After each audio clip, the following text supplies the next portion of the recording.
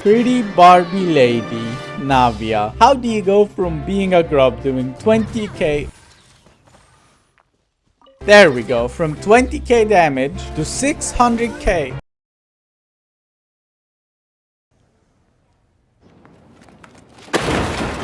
To 600k within just a couple minutes. Let me show you how. For her basic stats and attributes, she's just like your normal DPS character. You try to get as much attack as possible, full crit rate, crit damage, and geo damage on your goblet, but we'll get into artifacts in a second. But this is how your general stats should look like, if not better. Now for the weapon, obviously her best in slot is her own weapon. Right after that comes Wolf's Gravestone, which is kind of a free-to-play one if you're really lucky. And if you have $10 to spend on the battle pass, you could also get the Serpent Spine, which is a really good option for her. And if none of these options work for you, you could always get her a Black Cliff weapon, which works really well for her as well, and it's completely free to play. For her artifacts, there's only two viable options of sets you can use on her. Best set is her own, which is Nighttime Whispers in the Echoing Woods. That was a mouthful. Or you could also go Golden Troop, which works really well with how strong her elemental skill is. But I always recommend her best in slot option, because it also buffs geo damage overall, not just her skill. Now for her artifact stats and substats, on all substats you should try to get as much crit rate, crit damage, and attack percentage as you can, maybe energy recharge too.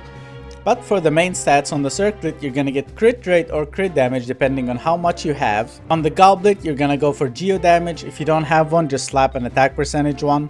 And attack percentage also on her sands. Well, for her constellations, if you have money, get it. If you don't get it. Talents.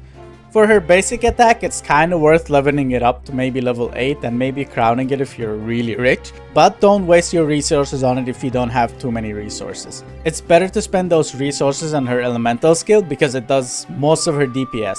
For her burst, just go from level 6 to 8. Honestly, it doesn't deserve any more than that. And don't crown it unless you're a true Navia lover. Her first passive basically just makes your normal attacks deal geo damage right after your elemental skill hits an enemy, hence why you should level up her basic attack. Her second passive...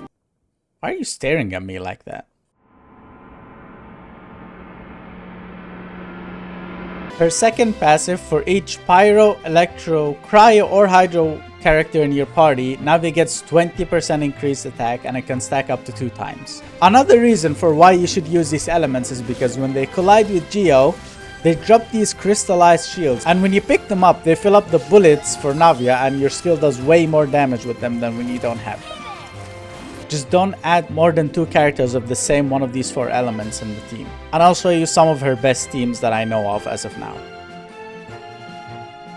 This is a nice free-to-play team. You could also replace Zhongli if you don't have him. You should definitely use Shilonen if you have her. And this right here is my absolute favorite team. Now the reason I'm using 2 Geo characters or 2 Pyro characters in each team is because the elemental resonance. If you have 2 Geo characters and you're protected by any kind of shield, you will do extra 15% damage.